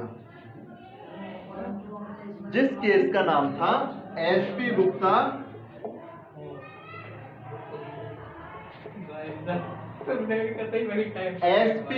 Versus union of India. इस S P Gupta versus union of India case में क्या हुआ कि इन्होंने बोल दिया कि जो भी प्रेसिडेंट अपॉइंट कर रहा है, लेकिन सीजीआई की जो कंसल्टेशन है, सीजीआई की यानी कि चीफ जस्टिस ऑफ इंडिया की जो कंसल्टेशन है वो बाइंडिंग नहीं है, ठीक है। बाइंडिंग का मतलब क्या होता है? बाइंडिंग का मतलब होता है कि उस पे अगर मान लो चीफ जस्टिस ऑफ इंडिया बोले भी कि भाई मत बनाओ और प्रेसिडेंट बोले कि मेरी मर्जी, तो प्रेसिडेंट उसे आराम से बना सकता है। ये आपका SP Gupta versus union of India case 1981 में बोला गया, ठीक है, 1981 में बोला गया। अब मैं एक और चीज बता दूं, ये केस क्यों जा रहे थे? जो आपको चीफ जस्टिस ऑफ इंडिया बनाना था, उसकी कंडीशन ये थी कि जो भी सीनियर मोस्ट जज होगा वो चीफ जस्टिस ऑफ इंडिया बन सकता है, ठीक है। यानी कि सीनियर मोस्ट जज। लेकिन हुआ क्या कि 1973 में और 1977 में, 1973 में रे और 1977 में बेबू, 1973 में रे और 1977 में बेबू। ये दो ऐसे जज थे जो सीनियर मोस्ट जज नहीं थे। सीनियर मोस्ट जज का मतलब समझ लो, सीनियर मोस्ट जज का मतलब सेम उस टाइप से है कि मान लो ये राजा दशरथ हैं, ये राम जी हैं, ये लक्ष्मण जी हैं और ये भरत जी हैं, ठीक है। शत्रुघ्न भी लिख ही लो यार, आधे तो नाराज हो जाएंगे। ये शत्रुघ्न जी हैं। अब एक चीज समझो, अगर दशरथ को कोई राजा बनाना है तो असलियत में राजा कौन बनना चाहिए? राम जी बनने चाहिए। असलियत में राजा कौन बनना चाहिए? राम बनने चाहिए, क्योंकि सीनियर मोस्ट सबसे यही है। अब लेकिन राजा किसको बना दिया? भरत को। राजा किसको बना दिया? भरत को। लॉ वायलेट हुआ कि नहीं हुआ? कन्वेंशन वायलेट हुआ कि नहीं हुआ? जब ऐसे कन्वेंशन वायलेट होने लगे, है ना, जब ऐसा लगने लगा कि भाई इसका तो कोई नंबर भी नहीं था लेकिन आपने इसे चीफ जस्टिस बना दिया, तो ये जो केसेस हैं ये सुप्रीम कोर्ट में जाने लगे। एक और चीज बता दूं, आप थोड़े से कंफ्यूज ना हो जाओ कि ये case chief justice of India के लिए गया था या ये केस जो है वो खाली सुप्रीम कोर्ट जज के लिए गया था। केस दोनों के लिए जाते हैं। जब डील होता है ना सुप्रीम कोर्ट में तो वो पूरा ब्रॉड मैटर डील करते हैं, किसी एक मैटर को डील नहीं करते। ठीक है, सेम बात कर लेते हैं। हाँ जी, तो पहला जो केस गया था 1981 में SP Gupta versus union of India, और इसी को हम फर्स्ट जज केस के नाम से जानते हैं। इसी को क्या बोलते हैं? फर्स्ट जज केस। ये क्या है? फर्स्ट जज केस। ठीक है, इस जज केस में हुआ कि भाई जैसा जैसा प्रेसिडेंट कर रहे हैं एकदम सही बात है, तुम ज्यादा दिक्कत मत लो, ठीक है, ज्यादा होशियार मत बनो, है ना। और जो कंसल्टेशन है उसका मतलब ये नहीं है कि आप सहमत हो जरूरी हो, चीफ जस्टिस ऑफ इंडिया की कंसल्टेशन में सहमत होना जरूरी नहीं है। सर गुस्सा आ गया, सुप्रीम कोर्ट के जो वकील थे उनको गुस्सा आया, तो एक फिर दूसरा नया केस गया और उस केस का नाम था supreme court advocates on record association versus union of India. Case गया 1993 में, यानी कि supreme court advocate on record association versus union of India. Case गया 1993 में दोबारा से सुप्रीम कोर्ट के बाद, और जो इस केस का नाम पड़ा वो पड़ा सेकंड जज केस। इस केस का नाम क्या पड़ा? सेकंड जज केस। ठीक है, इस केस का नाम क्या पड़ा? सेकंड जज केस। अब इस केस में क्या हुआ, देखो इस केस को ना मैं थोड़ा सा बॉक्स से अभी हट के जा रहा हूं। ठीक है, बॉक्स मिटाता हूं, एक एक केस लिख देता हूं कि इसमें केस में क्या हुआ था।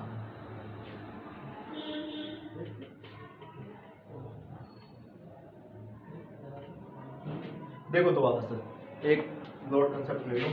फर्स्ट जज केस, फर्स्ट जज केस, नाम क्या था इसका? SP Gupta versus union of India. Case कब हुआ?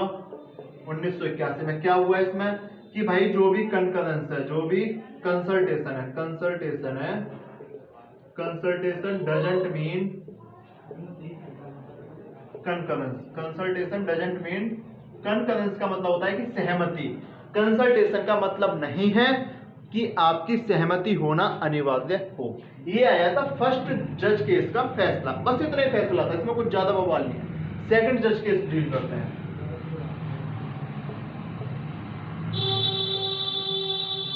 नाम क्या था इसका?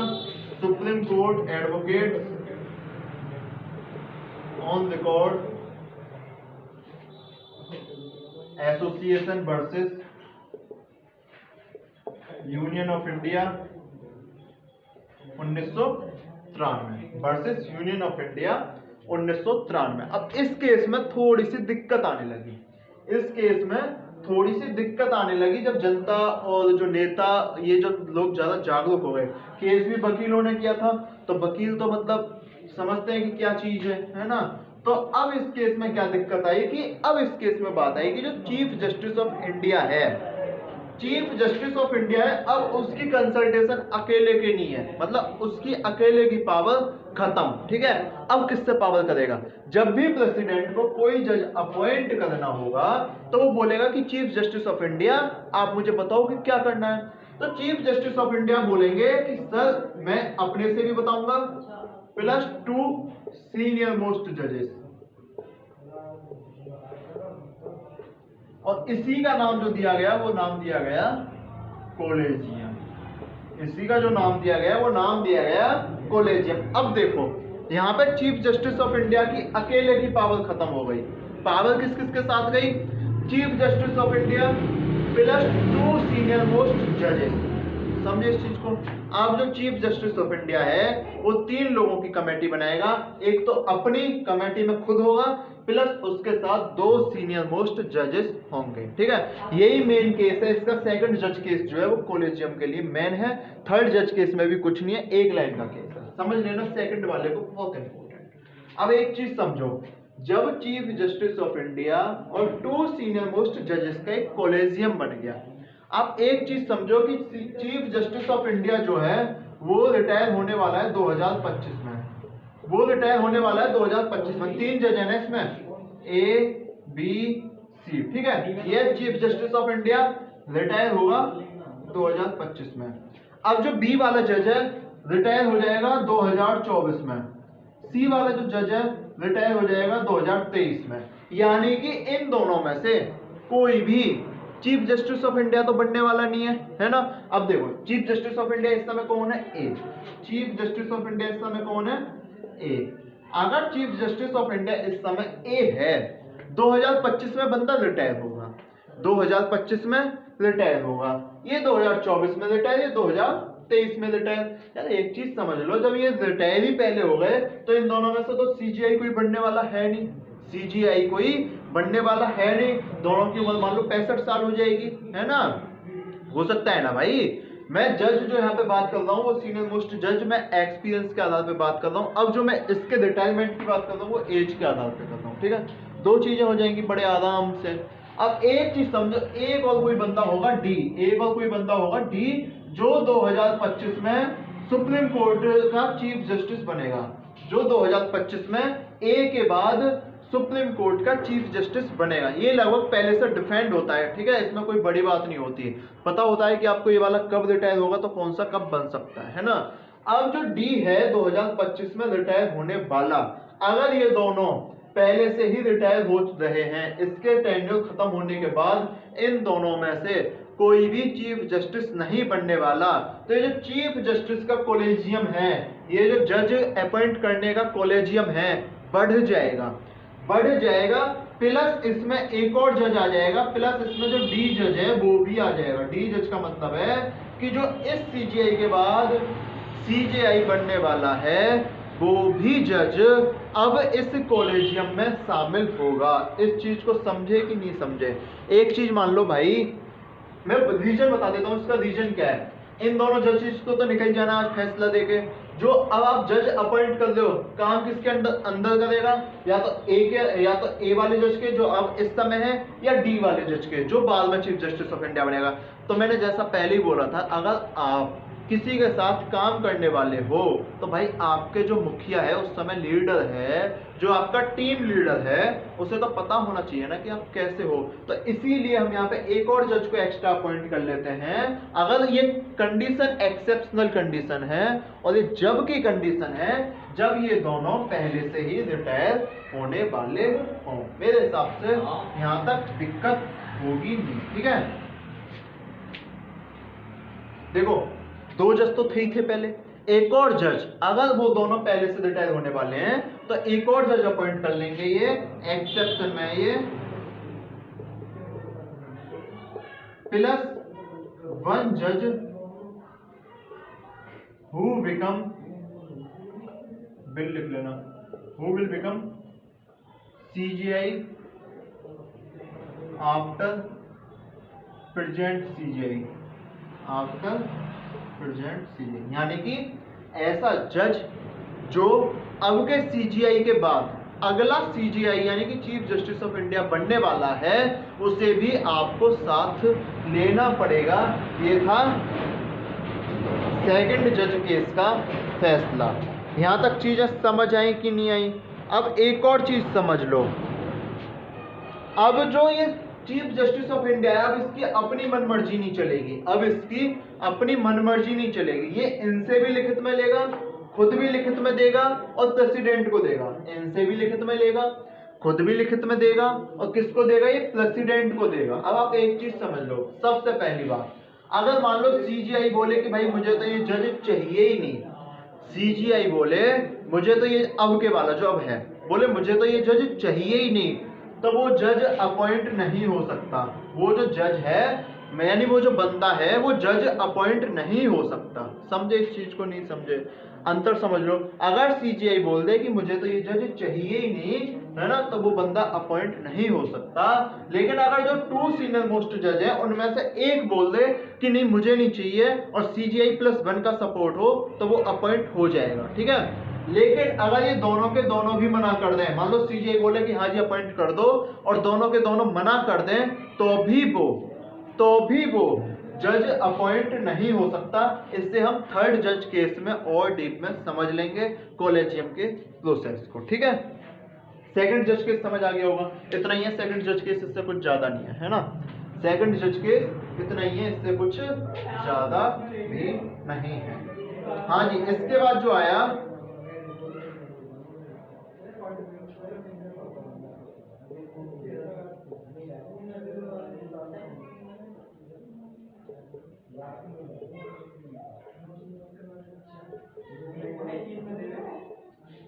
इन रेफरेंस टू सुप्रीम कोर्ट जज, है ना, इसे बोलते हैं, असलियत में इसका नाम क्या था, re special reference, re special reference, या आप याद करने के नाम रख लीजिएगा in reference to Supreme Court, ठीक है। तो थर्ड जज केस में क्या हुआ, थर्ड जज केस में क्या हुआ बताओ, थर्ड जज केस में कुछ भी नहीं हुआ, एक काम हुआ बस।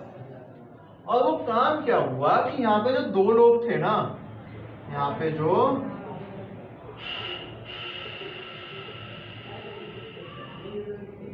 दो लोग थे उनकी संख्या बढ़ा के कर दी 4, उनकी संख्या बढ़ा के कर दी 4। यहाँ टोटल कितने हो गए 3, यहाँ टोटल कितने हो गए 5, यहाँ टोटल कितने हो गए 3, यहाँ टोटल कितने हो गए 5। बस थर्ड जज केस में इतना ही हुआ था। और ये जो थर्ड जज केस हुआ था ये हुआ था 1998 में। थर्ड जज केस कब हुआ था, 1998 में। ये चीज समझ आई कि नहीं आई। पहला जज केस कंसल्टेशन का मीन ये है कि कंकरेंस हो, आपकी सहमति हो, ठीक है। अगर चीफ जस्टिस ऑफ इंडिया कुछ भी बोल दे, आपको प्रेसिडेंट के जो मन में है वो करना है। दूसरा केस, भाई चीफ जस्टिस ऑफ इंडिया और उसके जो दो सीनियर मोस्ट जज हैं उनको लिखित में देना पड़ेगा, और अगर चीफ जस्टिस ऑफ इंडिया मना करता है तो भी आप अपॉइंट नहीं कर सकते, और ये दोनों मना करता है तो भी अपॉइंट नहीं कर सकते, एक मना करता है तो आप अपॉइंट कर सकते हैं। थर्ड जज के बस ये जो 2 नंबर थे ये कर दिए 4 नंबर। और ये एक्सेप्शन इसमें भी है कि ऐसा एक जज, अगर मान लो ये चारों के चारों रिटायर होने वाले हैं, अब जो कंडीशन है, अब कौन सी वाली कंडीशन है एक और समझ लो, अब जो है वो थर्ड जज केस वाली कंडीशन है। अब जो प्रेजेंट में अपॉइंट हो रहे हैं वो थर्ड जज केस वाली कंडीशन है, ये पक्का है, ठीक है। एक और चीज बता दूंगा, अभी यहाँ पे NJEC एक आया था, कुछ बुक्स में, जो पुरानी बुक लोगे आप लगभग 2015 की, 2015 वाले एडिशन जो है सब में NJEC बताया गया है, लेकिन वो सुप्रीम कोर्ट ने नल एंड वॉइड और अनकॉन्स्टिट्यूशनल करार दिया है। तो ये NJEC खत्म हो गई है, डिस्कस कर लेंगे, 2-3 लाइन में करेंगे, ज्यादा आता भी नहीं है। हाँ, तो अब जो है वो दोबारा से थर्ड जज केस पे हम आ चुके हैं। इसी टाइप से सारे अपॉइंटमेंट हो रही हैं। अगर मान लो चारों जो वो CJI से पहले रिटायर होने वाले हैं, तो एक जज आपको ऐसा भी लेना पड़ेगा जो उस टाइम CJI बनने वाला है, ठीक है। कॉलेजियम में एक बार वो जो बॉक्स बनाए थे उसमें आपको बता देता हूं कि कॉलेजियम का मामला क्या है।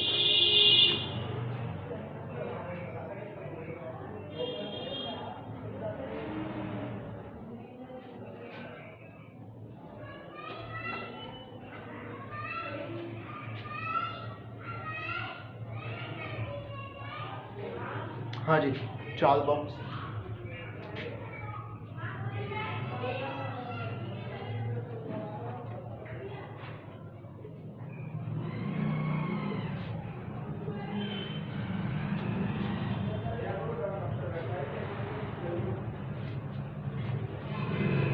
पहला,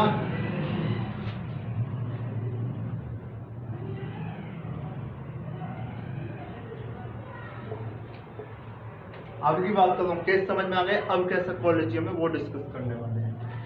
CJI प्लस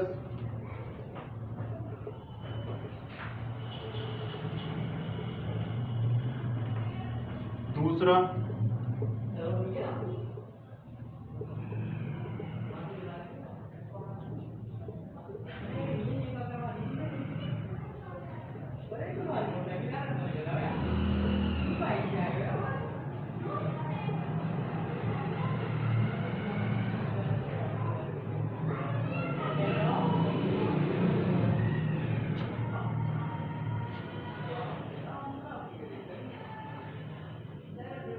ठीक है, कॉलेजियम इस आधार पे। यानी कि पहला CGI प्लस 4 सीनियर मोस्ट जजेस, जो एक आपका बेस्ट कॉलेजियम है और जो फॉलो होता है। लेकिन दूसरा क्या है, CGI 4 सीनियर मोस्ट जजेस, और अगर ये जज रिटायर होने वाले हैं, ये जज रिटायर होने वाले हैं इस CGI से पहले, है ना, तो एक वो वाला जज भी जो इस CGI के बाद आपका CGI बनने वाला है। ठीक है, ये चीज दोनों किसके लिए है, सुप्रीम कोर्ट जज के लिए। ये दोनों चीज किसके लिए है, सुप्रीम कोर्ट जज के लिए।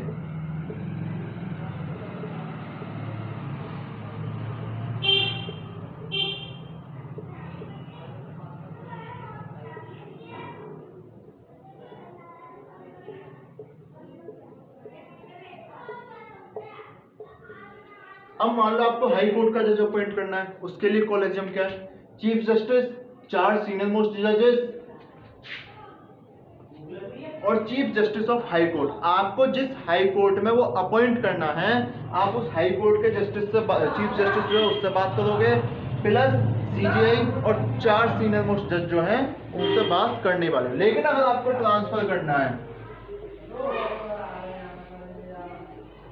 CGI प्लस वो वाला जज, वो उस वाले हाई कोर्ट का चीफ जज जहां से आप उसे ट्रांसफर करने वाले हो, और प्लस उस हाई कोर्ट का चीफ जज जहां आप उसे ट्रांसफर करने वाले हो। जहां से ट्रांसफर, मान लो एक दिल्ली से आप उसे लखनऊ ट्रांसफर करने वाले हो, तो आप दिल्ली के भी चीफ जस्टिस से पूछोगे, हाई कोर्ट का जो है दिल्ली के हाई कोर्ट का, और आप लखनऊ के भी हाई कोर्ट के चीफ जस्टिस से पूछोगे।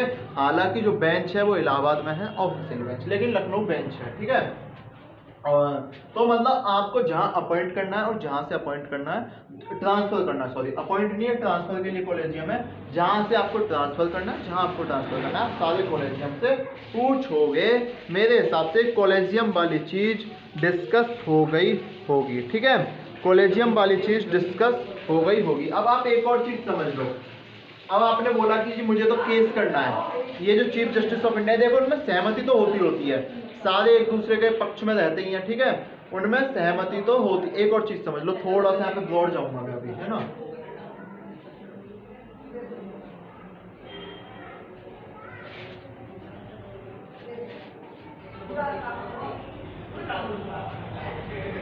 अब एक चीज समझो,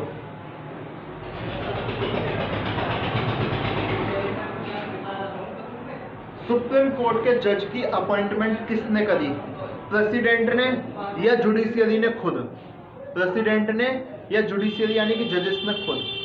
भाई प्रेसिडेंट ने तो करी, ठीक है, वो तो ऑफिशियल है, लेकिन करी तो जुडिशियरी ने खुद ना। उन्होंने ही तो बोला कि हमको ये चाहिए, ये नहीं चाहिए, और जो ना चाहिए उनको उसके लिए उन्होंने मना कर दिया। जो ना चाहिए उनको उसके लिए उन्होंने मना कर दिया। यानी कि अपॉइंटमेंट किसके हाथ में हो गई इनकी, अपॉइंटमेंट जो है वो किसके हाथ में हो गई इनकी, जुडिशियरी के हाथ में। अपॉइंटमेंट किसके हाथ में हो गई, जुडिशियरी के हाथ में। अगर आपके घर में कोई ऐसा सदस्य है कि जिसको आप अपॉइंट कर सकते हो, तो यानी जुडिशियरी कैसी हो गई, इंडिपेंडेंट। इंडिपेंडेंट हुई कि नहीं हुई बताओ, है ना। अब एग्जीक्यूटिव पे डिपेंड हुई, नहीं हुई, ठीक है। तो यानी जुडिशियरी कैसी हो गई, इंडिपेंडेंट। अब एक चीज मान लो, आपके दिमाग में आप वो तैयारी करते हो, थोड़े से वकील बने गए हो, तैयारी करते करते दिमाग में चीजें चलने लगती हैं, ठीक है। अब उन चीज दिमाग में चलने लगता है ना। अब जब आपका चल गया अच्छे से, मेरा चल गया, और आपको लगाया जो सुप्रीम कोर्ट वाला जो चीफ जस्टिस या ये जो कॉलेजियम है ना, गलत अपॉइंटमेंट कर दिया सर, 15 लाख रुपए ले लिए इन्होंने। 15 लाख तो कम हो गए, 15 करोड़ रुपए ले लिए हैं, ठीक है। इन्होंने 15 करोड़ रुपए ले लिए और इस वाले जज को अपॉइंट कर दिया जैसा कि नहीं होना चाहिए था। तो आप क्या करोगे, अब आप क्या करोगे, केस डाल सकते हो? नहीं, ठीक है, आप केस नहीं डाल सकते, बशर्ते एक कंडीशन होनी चाहिए जब आप केस डाल सकते हो कि आप बोल सकते हो कि इन्होंने जो प्रोसीजर अपनाया था वो प्रोसीजर गलत था, इनकी प्रक्रिया गलत थी। और वो प्रक्रिया गलत कैसे होगी, उस प्रक्रिया गलत होने का मतलब है कि भाई इन्होंने रिटन में नहीं लिया। ये जो आप रिकमेंडेशन मांगते हो ये रिटन में होनी चाहिए। अगर आपकी वो रिकमेंडेशन रिटन में नहीं है तो भी आप केस कर सकते हो कि सर रिटन में रिकमेंडेशन नहीं ली गई। एक और चीज समझ लो, मैंने बोला कि 5 जज होते हैं, एक CGI प्लस 4। अब एक चीज समझो कि 2 जज हैं, 2 जज, चीफ जस्टिस भी इधर है, चीफ जस्टिस भी इधर है 3 वाले की तरफ, लेकिन 2 जज ने मना कर दिया कि हम इसे अपॉइंट नहीं करना चाह रहे, तो वो अपॉइंट नहीं होगा। अगर 2 जज मना कर दें कि हम इसे अपॉइंट नहीं करना चाह रहे, तो भी अपॉइंट नहीं होगा। अब एक चीज समझ लो, अब मामला हो गया 1:4, लेकिन ये जो एक है ये अकेला बंदा है, वो बंदा कौन है? CGI। वो बंदा कौन है? CGI। ठीक है, अब CGI मना कर दे कि भाई मुझे अपॉइंट नहीं करना, तो भी अपॉइंट नहीं होगा अगर वो इधर CGI है। लेकिन अगर इधर CGI नहीं और कोई जज है ना CGI के अलावा, तो अपॉइंट हो जाएगा। अगर एक है, 1:4 है तो अपॉइंट हो जाएगा, 2:3 है तो भी अपॉइंट नहीं होगा, और CGI अकेला विरोध कर रहा है तो भी अपॉइंट नहीं होगा। डिफरेंस है इसमें और एक और चीज में, और वो चीज क्या है कि जब भी कोई बेंच केस डिसाइड करती है, जब भी बेंच कोई केस डिसाइड करती है, मान लो 7 बेंच केस है, ठीक है, फैसला क्या है? 3:4। तो ये जो 4 वाले ये जीत जाएंगे, ये जो 4 वाले जीत जाएंगे, बेशक CGI इधर हो, बेशक CGI इधर हो। ठीक है, तो वहां मेजोरिटी पे फैसला होता है, यहाँ आपका CGI का साथ होना जरूरी है, या आप एक से ज्यादा अगर डिसएग्रीमेंट है तो वो भी आप उस कंडीशन में जो जज है उसको अपॉइंट नहीं कर सकते, उसको अपॉइंट नहीं कर सकते। ठीक है, बोलो, चीजें समझ आई? केस हो गया, ये केस प्रोसेस है, जो आप केस कर दोगे वो प्रोसीजर के नाम पे ही कर सकते हो। कितना टाइम हो गया?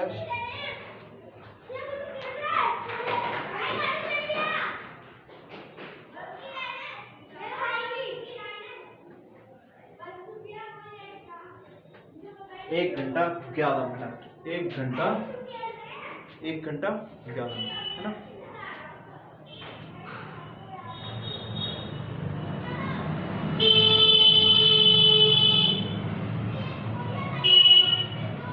टॉपिक यार ये बड़ा ही है, अलग और डिस्कस कर लेते हैं, इसके जो छोटे छोटे टॉपिक हैं है ना उन्हें डिस्कस कर लेते हैं, रिमूवल और डिस्कस कर लेते हैं, ज़्यादा डिस्कस नहीं करेंगे। ठीक है,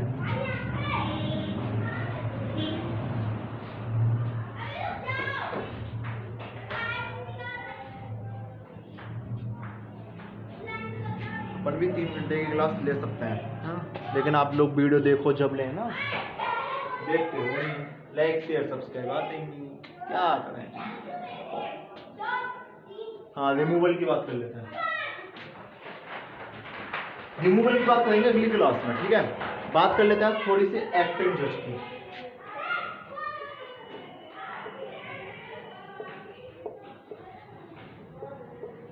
एक्टिंग जज क्या होता है? मान लो एक जज साहब सुबह सुबह स्कूटी से आ रहे थे, घर से निकले स्कूटी से दौड़ने के लिए, घर से निकले स्कूटी से दौड़ने के लिए, स्कूटी गई फिसल, मर गए, या इतना तगड़ा एक्सीडेंट हुआ है कोर्ट में आ नहीं सकते, इतना तगड़ा एक्सीडेंट हुआ है कि कोर्ट में आ नहीं सकते। ठीक है, तो क्या होगा? ठीक है, अब मान लो तो क्या होगा? अब ऐसी कंडीशन पे प्रेसिडेंट क्या काम करेंगे? ऐसी कंडीशन पे प्रेसिडेंट जो है वो क्या काम करेंगे कि अनुमति दे देंगे चीफ जस्टिस ऑफ इंडिया को, अनुमति दे देंगे, यानी कि कंसेंट ऑफ प्रेसिडेंट, लिख लो इसे भी, कंसेंट ऑफ प्रेसिडेंट। अब चीफ जस्टिस ऑफ इंडिया का काम शुरू होता है, वो क्या करेगा? हाई कोर्ट से किसी एक जज को पकड़ेगा, बोलेगा भाई साहब फ्री हो? वो बोलेंगे हाँ जी, बोलेगा चलो मेरे यहाँ आ जाओ, बोलेंगे क्यों? कि जी मेरे यहाँ एक जज है, वो उनकी मृत्यु हो गई, उस जज की जगह, खाली उस जज की जगह, उस जज की जगह तुम बैठोगे, यानी कि at place of that absent जज। वो जो जज अब आ ही नहीं सकता कोर्ट में, बहुत दिन बाद आएगा, उस जज की जगह जो हाई कोर्ट से जज बुलाया गया है उसका नाम देंगे एड हॉक जज। उसका नाम क्या देंगे? एड हॉक जज। कहां से बुलाया जाएगा ये? जज ऑफ द हाई कोर्ट, जज ऑफ द हाई कोर्ट, ठीक है। अब एक चीज समझ लो, हाई कोर्ट से हमने जज बुलाया, ये वाला जज सुप्रीम कोर्ट से भी तो आ सकता था। सुप्रीम कोर्ट में 31 जज हैं, तो ये वाला जज सुप्रीम कोर्ट से भी तो आ सकता था, हाई कोर्ट से ही बुलाने की क्या जरूरत। तो सुप्रीम कोर्ट की बात यह है कि वहां 3 करोड़ केस पेंडिंग हैं, 3 करोड़ केस पेंडिंग हैं, वहां तो खुद ही जज कम है, तो ये कहां से ले आएंगे। लेकिन हाई कोर्ट में जज फ्री रह सकते हैं, जैसे कि मान लो त्रिपुरा हाई कोर्ट, ठीक है, वहां का जज क्या कर रहा होगा? फ्री बैठा होगा, इतने केस तो आएंगे नहीं। नॉर्थ ईस्ट का कोई हाई कोर्ट ले लो, तो उस हाई कोर्ट से वो जज बुला लेते हैं और उसे एड हॉक जज का नाम दिया जाता है, ठीक है। अब इसके बाद बात कर लेते हैं एक्टिंग जज की। और जो एक्टिंग जज होता है, स्पेशली एक्टिंग चीफ जज होता है, यानी कि Chief justice of India, acting CGI. मान लो सीजीआई की जगह खाली हो गई, सीजीआई बीमार है या मृत्यु हो गई, कैसे भी कुछ भी चीज हो गई, ठीक है। अगर सीजीआई की कुछ भी चीज हो गई, तो जो सीजीआई की जगह कोई भी जज अपॉइंट किया जाएगा प्रेसिडेंट के द्वारा, अपॉइंटेड बाय प्रेसिडेंट, कुछ समय के लिए, अपॉइंटेड बाय प्रेसिडेंट, है ना। तो उसको क्या बोल देंगे हम? Acting chief justice of India, ठीक है। दोनों में अंतर पड़ गया। यहां सुप्रीम कोर्ट से ही उठाओगे एड हॉक जज में, हाई कोर्ट से उठाओगे, ठीक है। एक और इसमें तीसरी कैटेगरी होती है जिसका नाम दिया हुआ है रिटायर्ड जज, जिसका नाम दिया हुआ है रिटायर्ड जज। कुछ नहीं होता, अगर आपको कोई फैसला लेना है, मानो कि आपके लग रहा है कि हाँ यार मतलब कोलम पूरा करना है, इस बंदे को बुला लो, इसका कुछ नॉलेज है, वो रिटायर्ड जज आपके सुप्रीम कोर्ट आ जाएगा, आपको सलाह मशवरा दे देगा और अपने घर चला जाएगा। तीनों के जो एमेंडमेंट्स है डिसाइड किसके द्वारा किए जाते हैं? प्रेसिडेंट के द्वारा। किसके द्वारा? प्रेसिडेंट के द्वारा, क्योंकि ये सब जो है कंसेंट ऑफ प्रेसिडेंट के ही द्वारा अपॉइंट किए जाते हैं। यहाँ बेशक एड हॉक जज को चीफ जस्टिस ऑफ इंडिया बताए, लेकिन कंसेंट जिसकी ली जाएगी प्रेसिडेंट की, एमोल्यूमेंट्स वगैरह, बेसिक अलाउंस वगैरह जो दिए जाएंगे प्रेसिडेंट के आधार पे दिए जाएंगे। वीडियो बहुत लंबी होती जाती है, ज्यादा लंबा करते नहीं है ना, व्यूज तो आने नहीं है, ये तो मुझे भी पता है, ठीक है। बाकी क्या करेंगे अब अगली क्लासेस में, ये चीज समझ आ गई। तो अब अगली क्लास में क्या क्या करने वाले हैं हम, वो देख लो। अगली वीडियो में क्या कर लेंगे, एक तो रिमूवल कर लेंगे, रिट, और ये जुरिस्डिक्शन किस टाइप का है, ठीक है। जो 6 पार्ट हैं इसके, जैसे कि ओरिजिनल हो गया, रिट हो गई, है ना, ये जितने भी पार्ट है, अपील हो गई, ठीक है। ये जितने भी 6 पार्ट है इसके, इससे डिस्कस कर लेंगे अगली क्लास में। रिमूवल, रिट, जुरिस्डिक्शन और डिफरेंस बिटवीन अमेरिका का supreme court, difference between America supreme court and India का सुप्रीम कोर्ट, ठीक है। ये सारी चीजें अगली वीडियो में डिस्कस करेंगे। गाइस अगर अभी तक आपने अभी तो किया ही नहीं है, KNP एनालिसिस को सब्सक्राइब नहीं किया है, तो KNP एनालिसिस को सब्सक्राइब कर देना, वीडियो को लाइक शेयर करते रहो, कमेंट करते रहो। मिलते हैं नेक्स्ट वीडियो में, और बाकी जो भी आपके फीडबैक है वो फीडबैक देते रहो, बाकी जितनी भी समस्याएं बताते रहो, ठीक है। अगली वीडियो में मिलेंगे, और मज़ा आ रहा है, मुझे मज़ा आ रहा है, पता नहीं आप देखते भी नहीं हो तो इसलिए आपको मज़ा आए ना आए, लेकिन इतना जरूर है कि आपके कंसेप्ट सारे क्लियर होते जाएंगे। कंसेप्ट में दिक्कत नहीं हो सकती, हाँ मज़े आने में थोड़ी दिक्कत हो सकती है। चलो मिलते हैं नेक्स्ट वीडियो में, बहुत बहुत धन्यवाद। भैया आए हुए हैं घर पर, उनसे भी बात कर लूँ, ठीक है। टाटा।